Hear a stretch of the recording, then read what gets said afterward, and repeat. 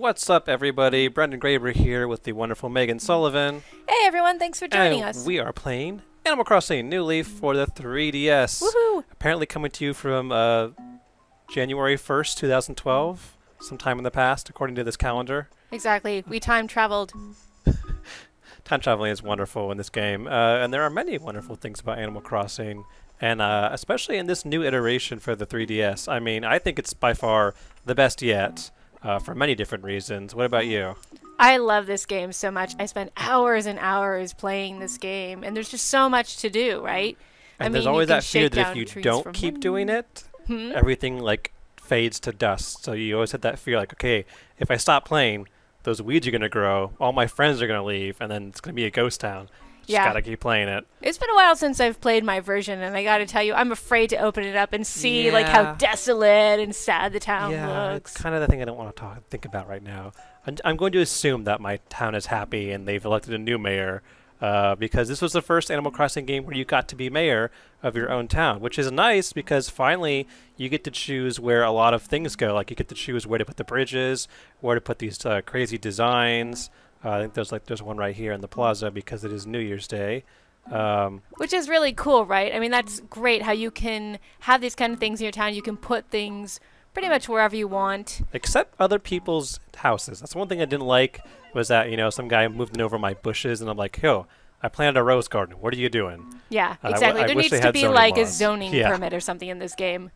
But there were so many good additions, like being able to street pass and see other people's houses that you found, whether there was like, you know, local or you can go online and use the Dream Suite to find other people's houses. Like people made some really amazing designs for their houses. People made awesome houses. Like there were ones that had like a full Nintendo theme or a mermaid theme. We talked earlier about some of our coworkers came up with some crazy designs. Oh yeah, I think, Brian Altano made the entire Up at Noon studio in his basement, which is sweet. And Andrew Goffar made BioShock's Rapture, which is totally appropriate for him, of course. And he made not Rapture. He made Columbia in his attic, which is a nice like sky themed.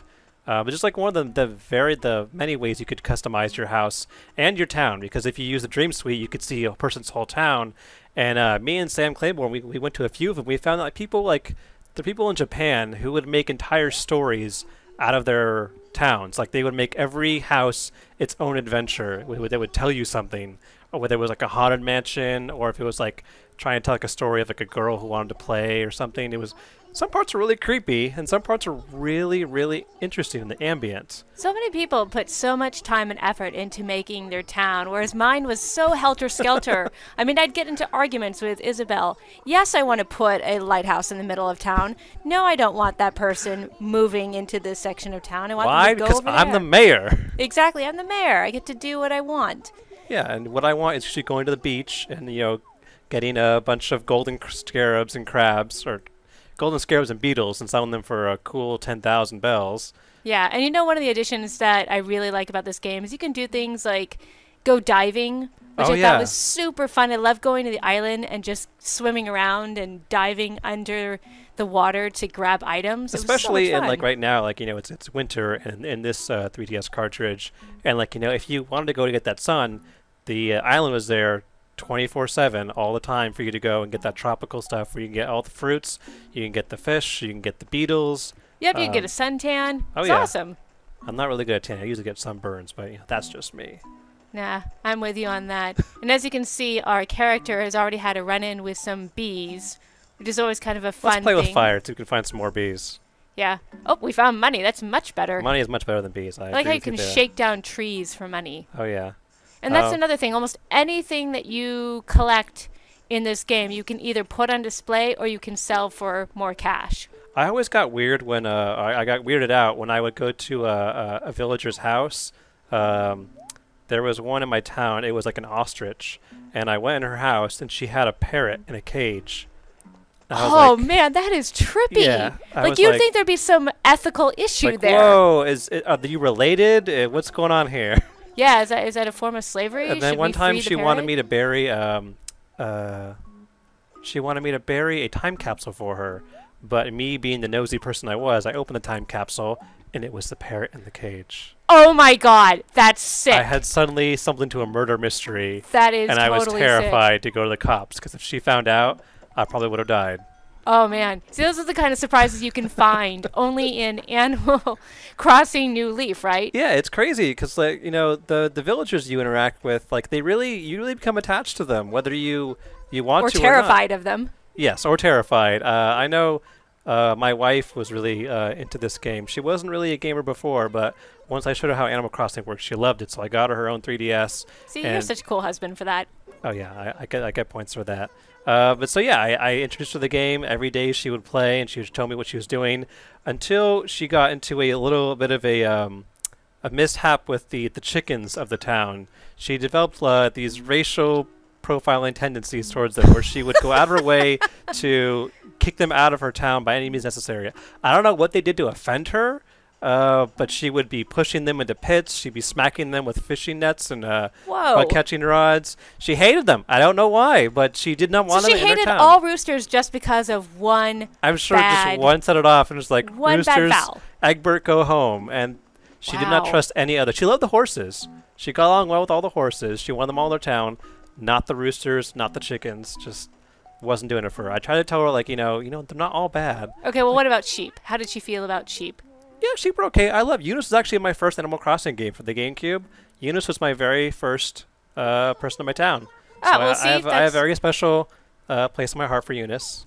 Not so much for her alternate outfit. Well, not alternate, but there's another villager who it looks like a clown. It's a sheep clown, and that's terrifying. It bugs me. It unnerves me to no terrifying. end. But I do like the addition of Isabel. It was nice to have your own secretary that was had a funny personality and would manage everything for you. Oh, if only I had a slingshot. I can probably grab it. Oh man, you need I a could have grabbed slingshot. it. It's right there. Oh, that is right. Jump!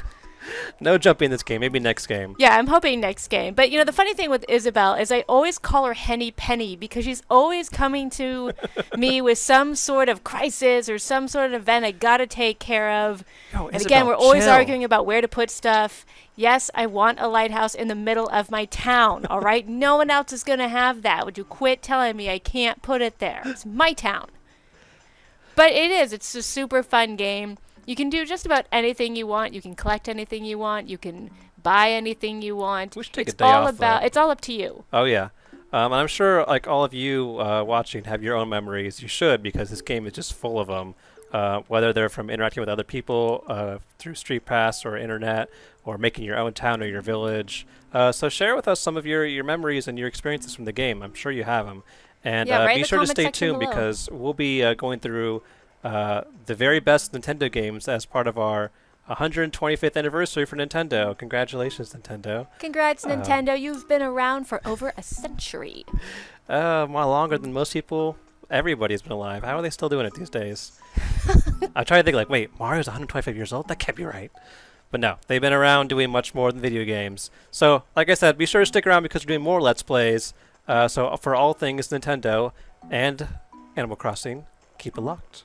Right here on IGN. IGN. Peace.